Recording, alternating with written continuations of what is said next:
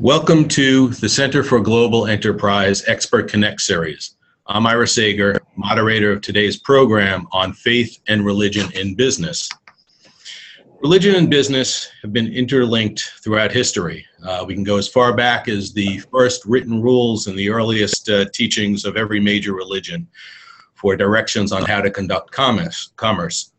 Yet despite this deep connection in history, most discussions today of religion and business is often fractious, fraught with strong emotions and opinions. Indeed, the topic of religion is often seen as an anathema in business. But in today's global economy, the coexistence of religion and commerce has even more relevance for the contemporary corporation as the business conducts commerce throughout the world, encountering multiple religions and views that shape consumer attitudes and influence business decisions. Our guest today is Moustapha Sarhank, who brings a unique perspective to this topic, both as CEO of several companies and a lecturer at the University of Virginia Darden School of Business. These special topics include the interrelationship of between leadership and religion, with focus on business ethics. Moustapha is president of the International Business Associates Group, IBAG, publisher of Egypt Today and Business Today, and an agent for Western Union, the money transfer company. After 22 years at the strategic and operation helm of the Sarhank group of investments, Moustapha is now the honorary chairman of the Moustapha Group. He is Sarhank Group is a family-owned conglomerate comprised of lots of different business interests in defense, oil and gas, and IT services. Moustapha is also credited for introducing some well-known high-tech companies to the Middle East, including Microsoft and Oracle. He is also has partnered with CGE in several of our CEO knowledge sharing programs. Before we begin, I would like to remind viewers that you can submit a question. In fact, we would love to have you interact directly with Moustapha during this discussion, either through the chat set portion at the bottom of your screen. And if you like, please indicate whether or not you want to ask the question directly, and we can elevate you to a panelist, and you'll be able to present your question directly to Moustapha. If you're not able to do that and you're listening, or you want to send us a question via Twitter, our hashtag is GSExpertConnect. So if any of you would like to, we encourage you to send in your questions. Moustapha, I gave a very brief description of your extensive resume and probably did not do it anywhere near the justice it deserves. But why don't you tell us a little bit about your business experience running several companies, and tell us about the types of business and where they operate. Good morning, Ira. Good morning, dear audience. Let me start by telling you that the business is pretty diversified, and the way I was brought into the business is pretty interesting as well. It all started when I graduated from the American University in Cairo, and at that time I wanted to really, and this was like 30 plus years ago. You can see the white on my beard, and then you can see that this is behind me now, 30 years of business. And when I was at AUC, I always wanted to do something new, and I wanted to do it outside of the family business. And to be honest, at that time, the options were not to my satisfaction, with only one exception, which was in technology. So I got in contact with the different technology companies. At that time, there was a company called Lotus, WordPerfect, Ashton Tate, Computer Associates, and then there was also another company at that time called Micro. Then there was a huge space, then Soft. So I got in contact with Microsoft, and they agreed to extend assistance, and we were together. And until the very day, one of our companies still does business with Microsoft at a high level of integration in terms of partnership. Um, Again, I had an affinity to do academia and to go and enlist myself and to get degrees. But it seems that with this and my entrepreneurship spirit feeling told me that I would forego the academia for put it on the back burner for a while, and then really go into the business. I started the business on my own. I did not want to be labeled the boy with the golden spoon in his mouth. So outside of family business, I started it. And guess what, Ira? I got bankrupt 3 times. Yes, 3 times. I had to sell my watch the first time. The second time, I had to sell my car. And the third time, my wife had to sell everything that I was able to get her in terms of gold and so forth to be able to sustain me and her. It was tough days. But guess what? The tough days really put on me an appreciation of so many things that I was taking for granted in life.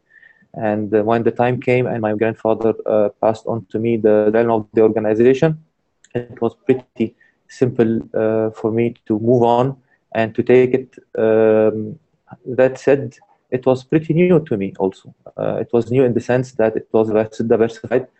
I am an economist by education. And all of a sudden, I found myself at the helm of an organization that does multiple things, from defense to oil and gas, agriculture, portfolio management. And then I had technology that I was bringing over. So I said the best thing is I close on myself the doors for 6 months.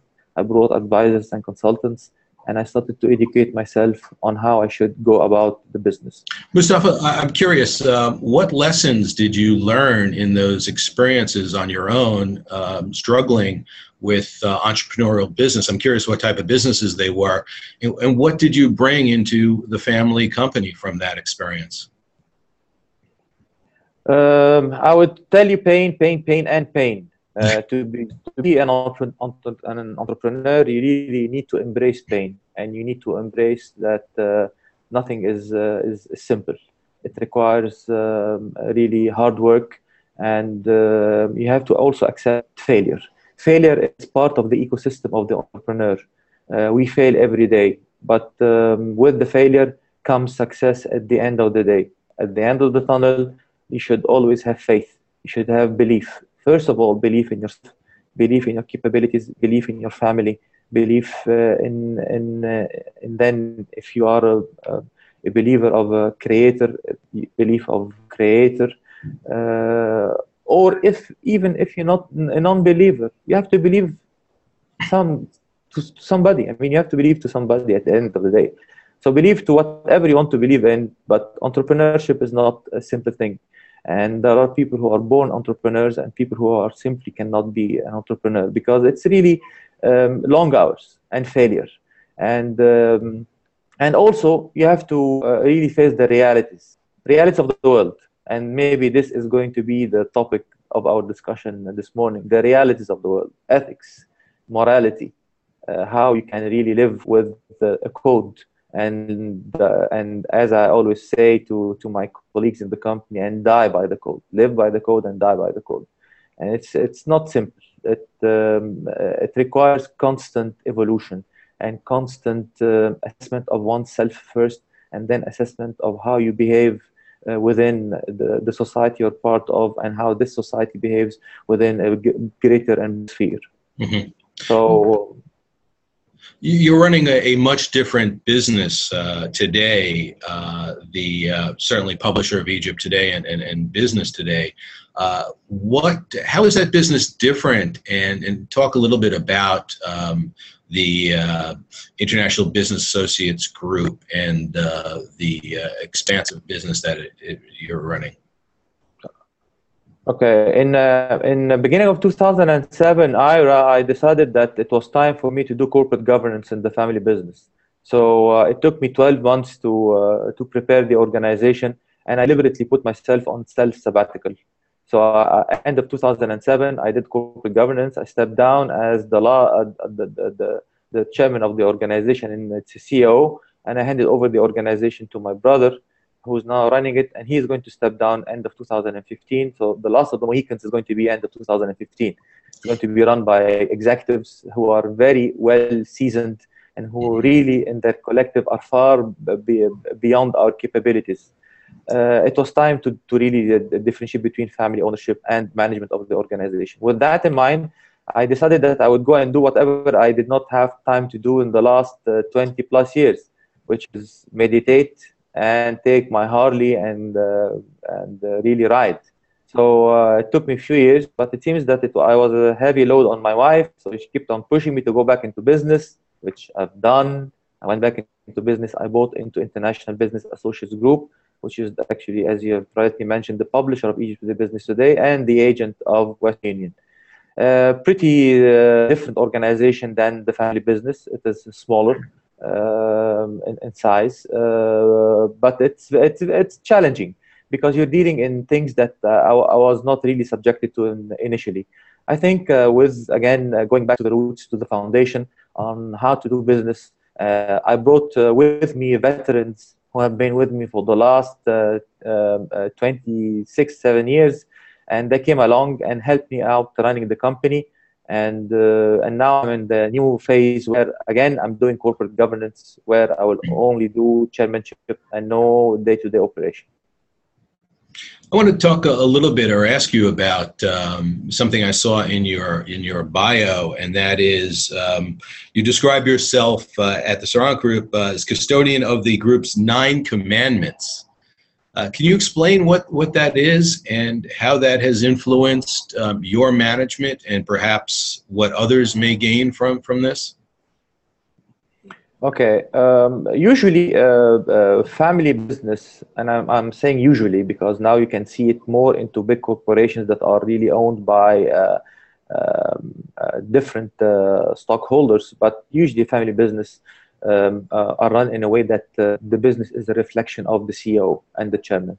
So if the chairman has a certain way of doing things, it's being reflected on the day-to-day operation of the company, as well as on the employees who are part of the ecosystem of the company. So throughout the years, I've been at the helm of the organization. I started to learn directly from the market and from the academic world through my colleagues and my professors on what would be the recipe of success. I've tried many things, and then I decided that it is time for me to really launch the 9 commandments, which I've left behind when I stepped down at the organization. And really, I've used the term 9 commandments so that it becomes a fancy statement, so that really it attracts attention. But if you really strip it down from this term, there are 9 points, starting from reverence to God, to appreciation of the family, friendship, honesty, respect, and so forth. So I mean, these are only a reflection of things that you and I know of. They're no invention of mine. It's only the things that I believed in, that I have in action, and they've proved to be successful with me and with my colleagues in the organization. How was it received within the organization? I would imagine that these commandments hadn't been codified before or even discussed. So how was the experience of getting that message out and getting, more important, getting people to really follow and take to heart this message? When people start seeing you living your code and you're not a hypocrite, so you're not really living double life. It's only one life that you're bringing over. I think they start listening and they start watching you very closely. And when they believe that you're really authentic with them, and I'm using now IRA buzzwords, very important in the discussion that we're making. When they see that you are who you are, that your true skin, you're no different than the people that they are aspiring with, people they are long for. When you tell them that you have the freedom to practice your different religion or non-religion, even when you tell them that I will back you up in things that are not directly related to the day-to-day operation, when I insist that they should be directly linked to their parents, when I also insist that they should have good friends, when I entertain with them discussions during the breakfast meeting that I hold every day, and people come over, it's an open door invitation. when they see me talk with them about these things, they start to realize that they should not have a disconnect. What you guys call here the Sunday Monday disconnect. It's only one thing. What they live at home is what they bring over in the company. So it was very important that it's being well portrayed. I'm curious, did that reflect, did those beliefs reflect in turnover, employees leaving the company? Did you find that people were enjoying their work, were more productive? Okay. I'll shock you and I will tell you that the turnover rate is around 1.8%, and usually this 1.8% is because people are actually retiring.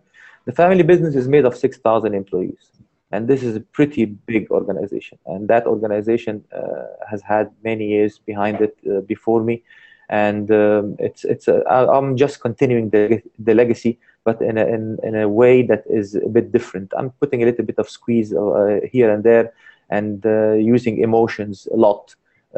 At the end of the day, we are made of flesh and blood, Ira. We're not machines, we're not factors of production. And things that are important in life, like even a simple smile, a simple thank you, is important in the day-to-day organization. So when my colleagues in the company see that I live with that, and I really help them in attaining this, I think they are happy.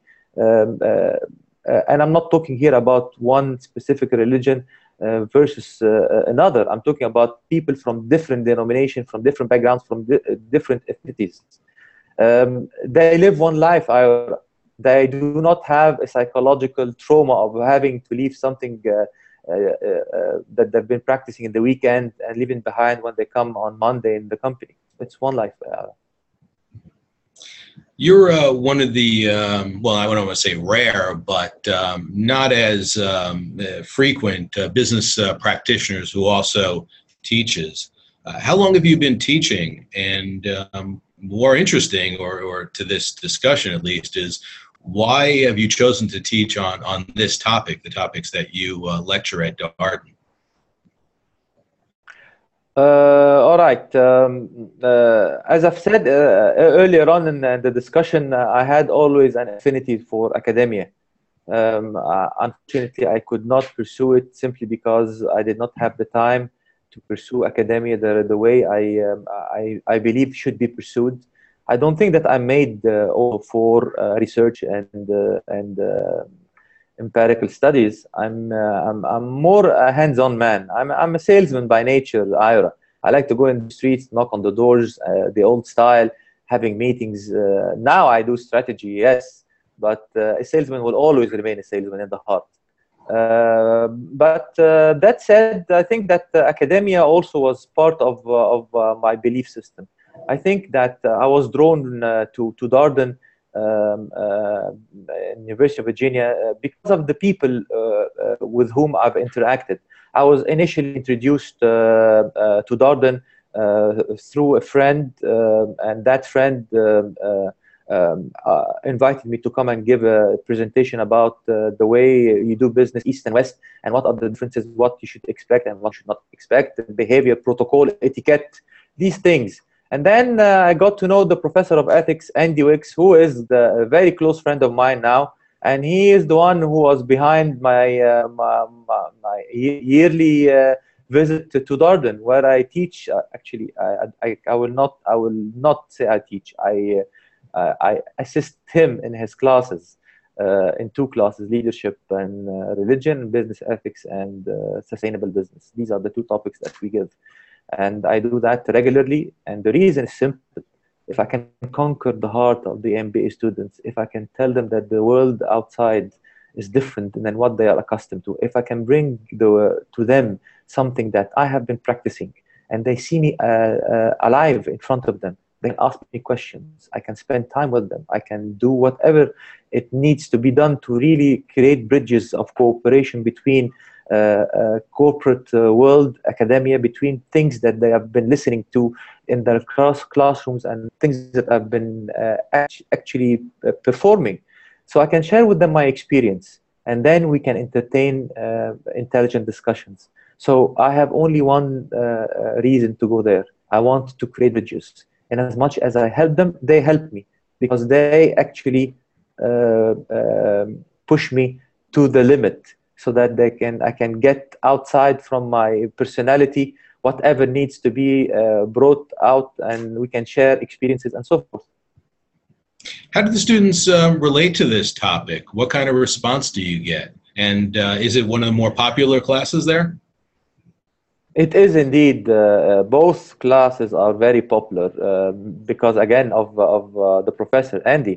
But whenever I'm there, I really like to entertain them. I really like to share with them the experience, and I have mixed reactions, and it all depends on, again, the background of the student. Some students are coming from a conservative background, and those you can imagine the reaction on the split between the Sunday Monday. You have others who believe that you have to take whatever needs to be taken to ensure that you reach whatever you want to reach.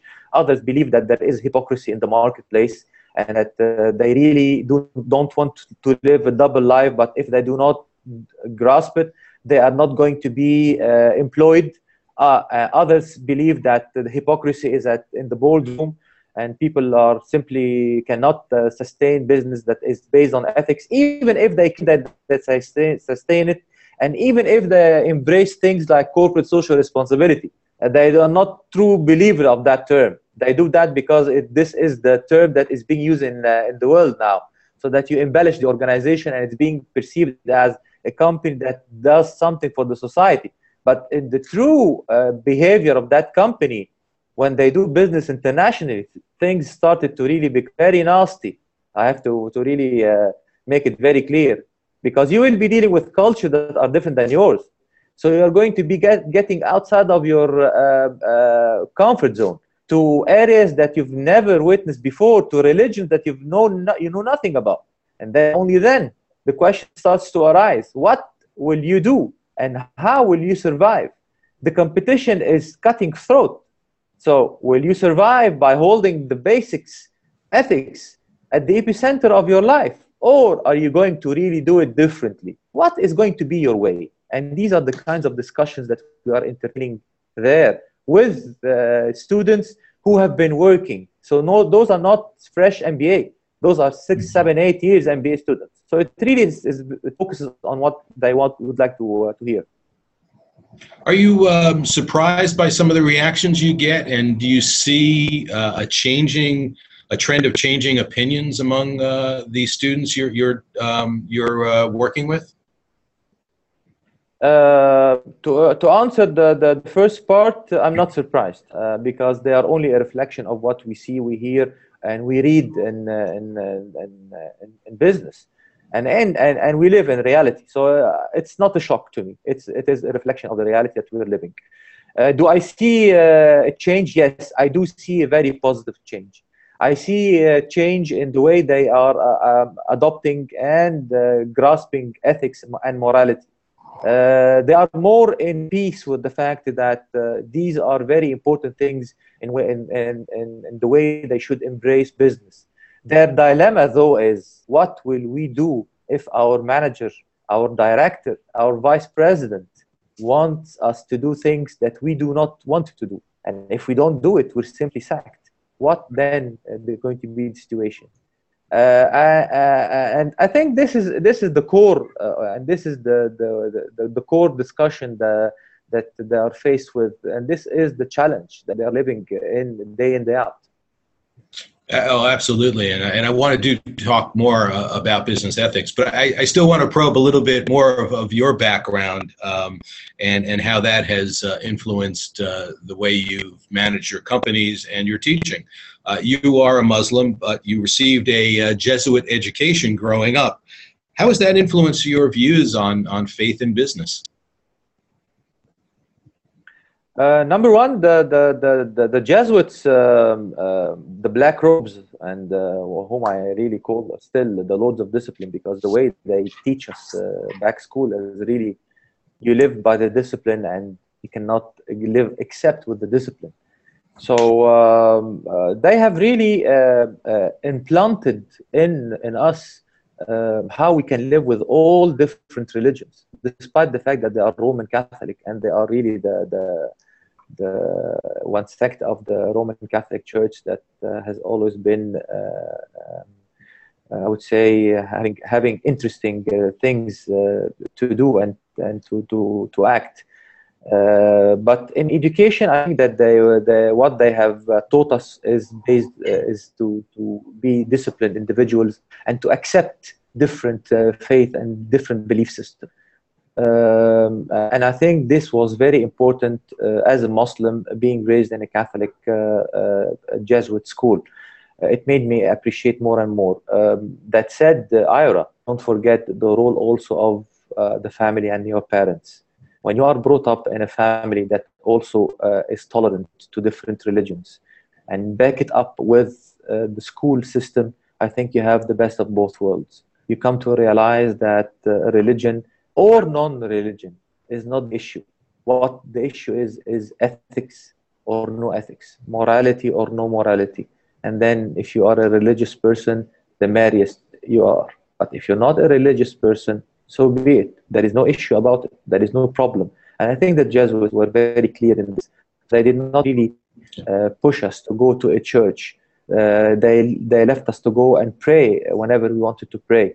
And this is the beauty of this education. 16 years of education. The Jesuits, I think it has actually polished me to a great extent. So really, real tolerance or acceptance. I want to ask you a little bit about, I took a look at your LinkedIn profile, and you list interests in painting, meditation, but also that you're a former heavyweight boxer and an avid Harley-Davidson fan and rider. So how do those interests match with your discussions and your belief? They are only a reflection of my personality, Ira. I'm a complex personality and I flip. So on one side, I'm a boxer and there is a reason behind. And the other one is I'm a meditator. I meditate and spend hours every month really dedicating my time in meditation and prayers to my divine creator.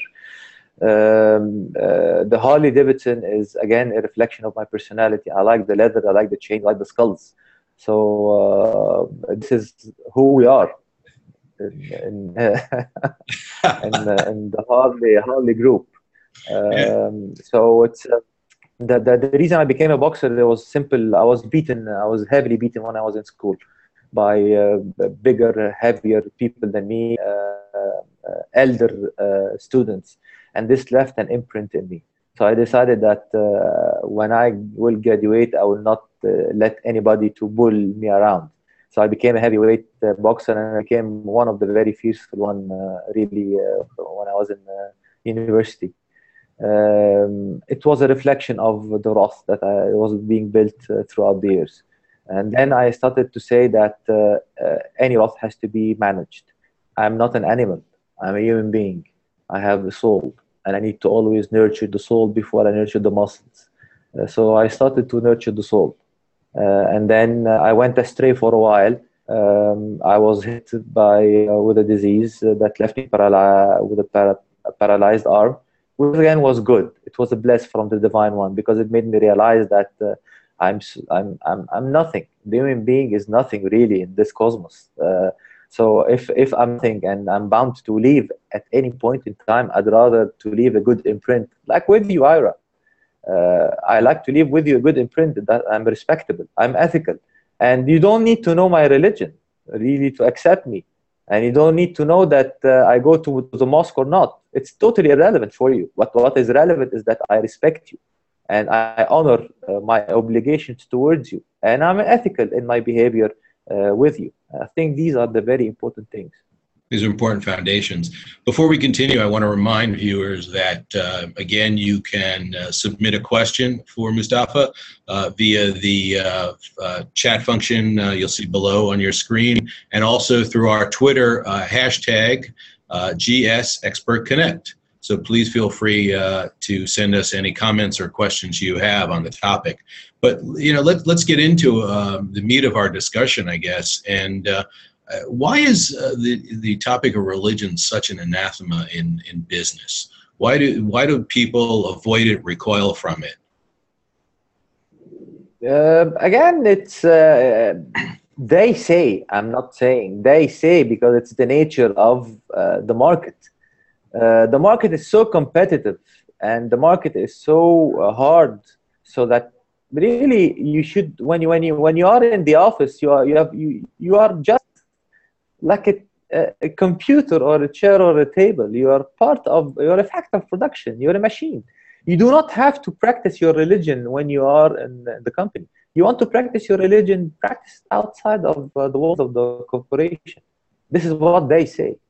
And this has been going on for many, many years. And this is not typical really of one environment, not the others. I mean, this is a virus that has been spreading for a long time. And it is a virus that has been spreading simply because people realize that with that could be they could simply be weaker, maybe feeble. They think that, and this is again, this is totally obnoxious. This should raise question marks, because when you go and research the topic and you start studying really evidence, empirical evidence, you will be shocked to know that things are changing, and that and terms are even being created like corporate social responsibility. If religion is not that important, and the reflection of religion on ethics and morality does not exist, then why are we then talking about corporate social responsibility, and whether that has a relationship to the topic or not? But to tell you the truth, people embrace religion in the company, so that they are not sacked or they are not either discriminated. Sometimes discrimination happens at the level of the religion of the person, or even on the way you are being perceived. Like, for instance, a Muslim with a beard, and or a Sikh with a turban, or a veil. I mean, sometimes people get discriminated over that. But remember, Ira, you should not really judge the book with its cover. There are many things that are inside the book that should be, that you should know. Well, I have a question from one of our viewers, Jack Straw, and he's curious to know if there's been any research on the topic of faith and religion in business that supports the notion that it has a positive influence on performance. And I'll add to that, you could clearly, corporate social responsibility, you could say, has some heritage in faith in society, and improving our environment and the responsibility of businesses. But do you know, is there a body of research that has actually looked into this topic? Yes, this to answer the gentleman, yes, this is something that has been now the last 10 years researched. And as we move along, there are pretty interesting discussions around it, and professors around the globe in major universities are doing research to really prove that there is positiveness in this. We even now starting to hear the impact on compliance. I mean, compliance is no longer one and zeros. Compliance are now looked and discussed in terms of morality and ethics. It's part of the compliance perspective. So in terms of academia is becoming very rich in this topic, and there are many theories that back the positive correlation between religion and performance in business. But always remember that we are human beings, and we have been born with defects, and defects is there are certain forces that always talk in our ears and let us go astray. So human being a person who is not 100% I would say against those spirits or those bad ideas, we will always be in a position that will always go in the dark and leave the light. And this is being reflected in business, yes. Well, I have another. I'm sorry to interrupt. Actually, I have another question from viewer David Yang, and this is a follow-up on that what you were just discussing, and also on business ethics. And really, the question is, for the last few generations, or for a long time, business ethics has been one of the most discussed topics in business school and certainly in corporate boardrooms. And yet we consistently see in the news way too many examples of companies that either lack the morality, the business ethics, get caught. Why is it that we just can't seem to either educate the future generation, or we can't seem to get it consistently right? That's not to imply that every business is unethical, but clearly we have just way too many examples that hit the public view. This is a spot-on really question, because this is exactly the hypocrisy we're living. But again, don't forget that we are living in a very competitive world. So if you start by embracing ethics, and you go and you know that your competitor is not going to really embrace ethics, and there is a big possibility that you lose and they win, then you're going to start having questions. So the issue here is no longer should you embrace ethics in the company or not. The issue now becomes, should you really embrace ethics as a human being or not? Because when you start socially embracing ethics and really becomes part of the way you live, the way you react, then you can become an ethical person in company A, B, or C. We are seeing the disconnect simply because of the nature of the competition, let alone of the international markets. And I'm going to give you two examples, if I may, to that point. Example one, and these are examples that I know personally. A major oil producer company has business in Africa. So the vice president asked his director to go and do a deal. So the guy went there and started to discuss the deal with the gentleman in a closed room, and the gentleman there, it seems that wanted to take a bribe.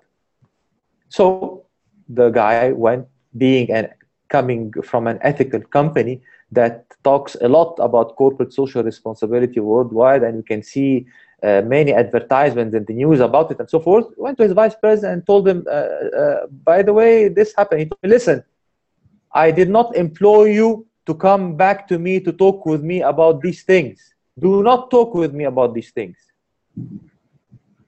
Just ensure that what actually happens is the deal is done. And if you are incapable of doing it, I'll fire you. I'll find somebody else. And don't tell me details. This is an example of the disconnect. Another example is one of the very big technology companies, when they bring people overseas to do, those people are part of strategic sales, so they are really influencers in the sale. So they let the salesperson that is handling the account travel with them, whatever, and he escorts them to Macy's, Bloomingdale's, Saks with his credit card and buys things for them, but with his own credit card. So officially, he is the guy who bought these things for himself. But as a matter of fact, he brought it to them. Now come and tell me, is this ethical or not ethical? And this takes us into the twilight zone, where people are talking in the boardroom in companies that you ought to be ethical, but you have managers who are telling you, if you do not do that, then you're going to be fired. And do not come and talk with me about it, because I do not want to know, simply because I have signed a letter saying that I should not be part of something illicit like that. This is problematic. So what is the advice then you give to students who, in this type of scenario you just outlined, where the supervisor doesn't want to hear any explanations or excuses, and yet this person probably maybe new in the job or not that long in their career has to make a determination and really have the fortitude to make the correct or the right decision, which in fact may be viewed as the wrong decision by their supervisor? I often get this question from the students at Darden IRA, and my reaction to it is as simple as this. I cannot tell you how you should act or react, because maybe I will tell you that you should not really pursue it, and then you're going to be fired. But you have a family and you might be unemployed. So it really boils down to what you can live with and what you can not live with. It is very problematic. I know it is a very problematic issue. I can only talk about myself and how I do that in my business. Because again, if you recall earlier on in the discussion, I told you, usually corporations are a reflection of their board and the CEO and the chairman. If you are a true believer that ethics should be kept at the epicenter of your day-to-day operation, then you do not pursue things that are illicit of nature, period. You do not do that, simple. But if you are going to come and tell your VPs, senior VPs, that you want that business, so they're going to do whatever needs to be done to win that business. And don't forget, sometimes there is an egocentric person in the equation who believes that he should amass or she should amass tons of money for himself to make things happen. Whatever are the consequences is totally irrelevant.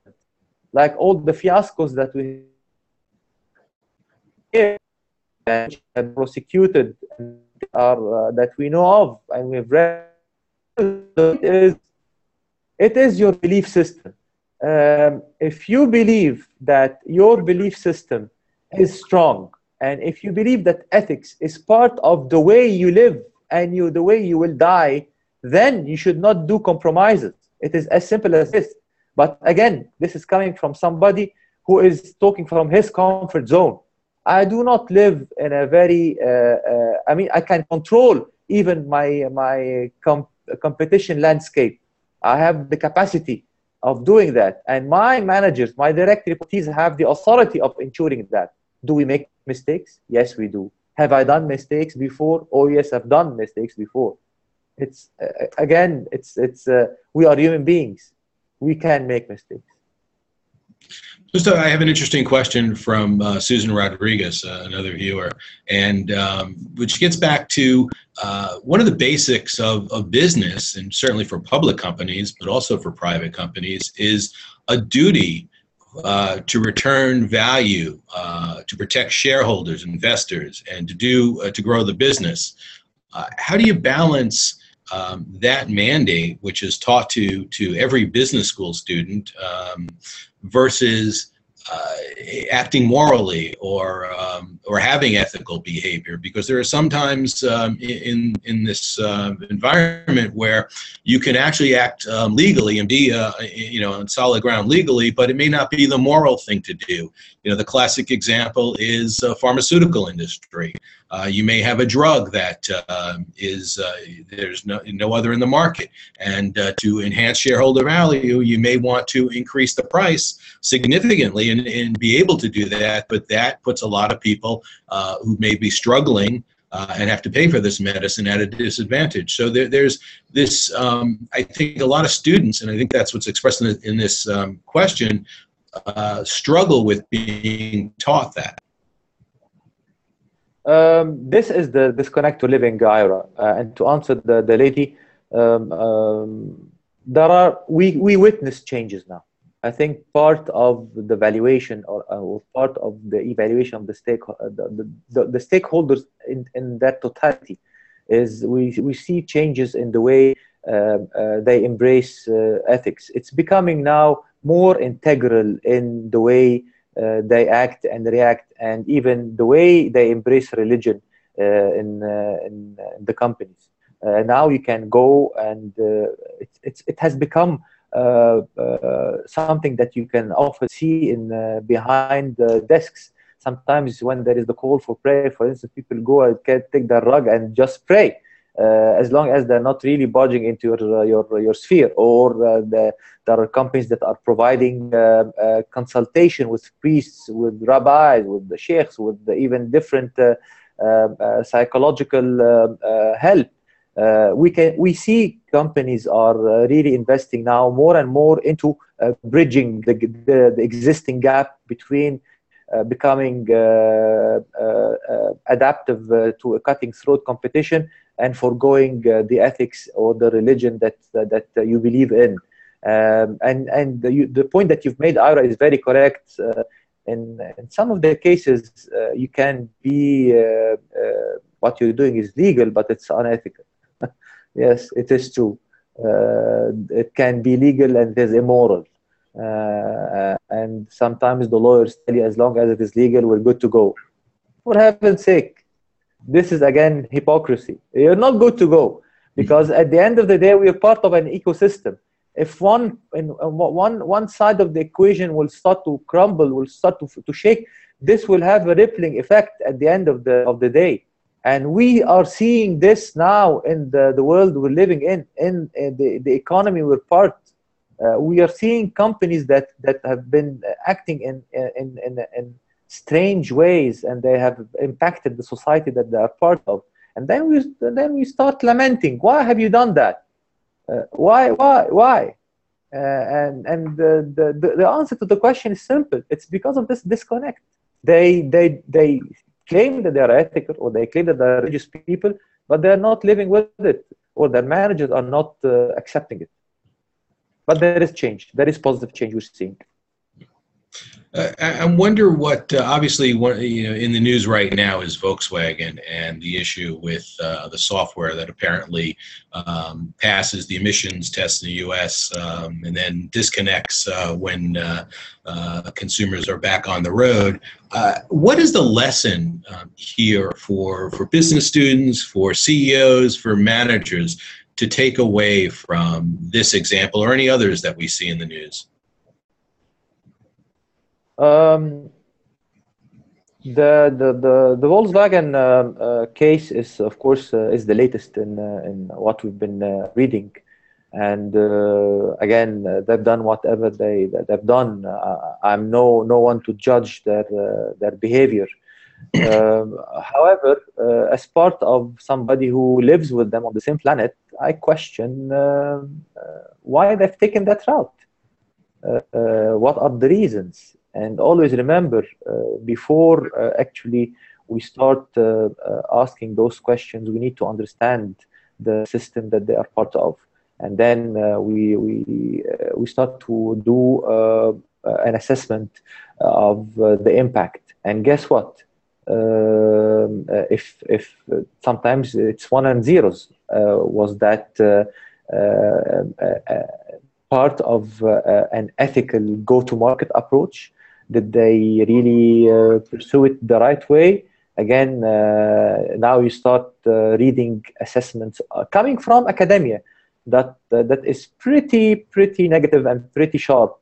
But if we talk hands-on, I think there was it could have been different, to be politically to put it in a political way. It could have been much different.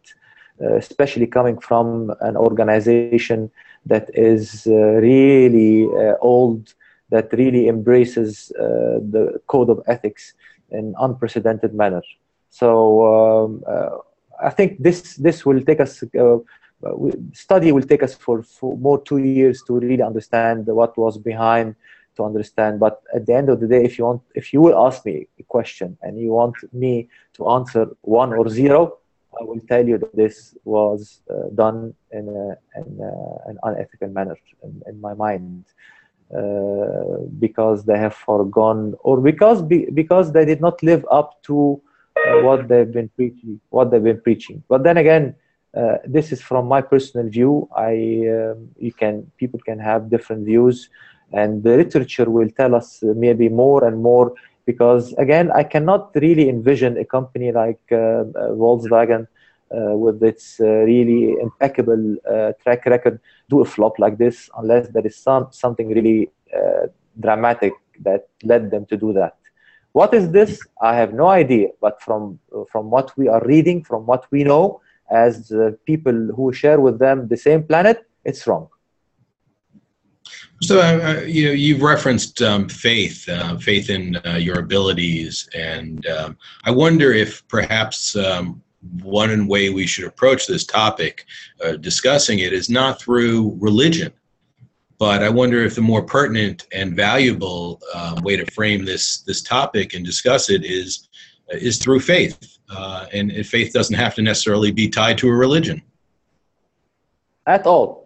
Faith should not be really tied to religion. You can be agnostic, you can be an atheist, and you still have faith. Faith in yourself, faith in your family, in your mother, in your father, in your children, in your environment, in your colleagues. I mean, you have to have faith. I mean, somebody without faith is simply like phantasm. He's nobody. He's just living. What is the difference between a plant and a human being? I mean, a plant supposedly does not have a faith. A human being ought to have faith. You have to believe in something. I mean, you exist, right? You occupy a space, so you have to believe in this at least. Whether you add to it religion or no religion, it's totally irrelevant. And I'm telling you this out of my experience. I've had friends who do not necessarily belong to to the major religions, but they are very ethical and they really are very faithful people. They are faithful to their wives. Do they need a religion to be faithful to their wives? I don't think so. They need to be respectable. They need to be ethical. That's it. I have one last question from a viewer, Sheila Gomez, and this is more about your own personal experience. Obviously, you're a global executive. You've done business throughout the world, and she's curious about your experience and views on the different attitudes in terms of faith and religion across the globe, whether East versus West is a natural point of discussion. But curious from your point of view, what you've seen and the changes you've seen over the years. From a holistic perspective, I think people are going back to their roots, which is something that is good. Don't forget that with hardship, you go back to the roots. You go to your comfort zone. And I think we can see that and witness that. Buddhists are going back to their roots. Confucianists are going back to their roots. Sikhs, Muslims, Christians with a different denomination, Jews. I mean, everybody is going back to the roots. What we also witness is discussions around, I mean, you and I are discussing, all right, Ira. I think you and I share the same father and the same mother at the end of the day. So if we share the same father and the same mother, Adam and Eve, even if you are coming from the West and I'm coming from the Middle East, so what? I mean, you appreciate being respectable. I do appreciate being respectable. You go and like to hang around with your family. I do, and like also to hang around with my family. I mean, when you come and really look at these things, let us find focus on the basic things and forego the tensions that have been created by things that we really should not really bother with. I mean, and media. And look at media. Media is a colossal power in the way they shape our minds. Sometimes we label people bad labels simply because of the way they are being portrayed. But I have to also admit that people are not doing a pretty good job in changing the media. If you are able to change the media with your deeds, with the way you act and react, I think the media is going to be responsive enough to also reflect this in their even if they have ulterior motives. Remember, a drop of water on a piece of marble, it can take 100 years until it breaks the marble, but it will be broken by one drop of water every minute. So it requires patience. And we see that around the globe. So the answer to the lady is positively, yes. I would like to end my note by saying that yes, we can see positiveness learning. We can see that people are starting to really believe that they should go back to their roots. They should spend time with their friends, family, their colleagues. They should not have a disconnect. If you have the freedom of expressing their belief system with respect and without discrimination, because again, we both share the same DNA. We are not coming from Mars, and you guys are coming from planet Earth. We're coming all from planet Earth, from the same father and mother, same parents. Well said. Moustapha, thank you very much for your time and for this engaging conversation. And if anyone has follow-up questions or comments, please go back to the link that you're watching from. You can submit questions, and we will come back and answer those questions in the weeks ahead. In addition, you could submit other questions through Twitter, of course. Again, the hashtag is GSExpertConnect. And I also want to remind viewers that on November 10th, we're going to have another event, a live broadcast of a Center for Global Enterprise new book in the Rethink series, and that is Growing Global: Lessons for the New Enterprise. So please mark that on your calendars and join us on November 10th. Again, Moustapha, thank you very much. Thank you very much, Ira, for having me. Thank you. Have a good day. Bye.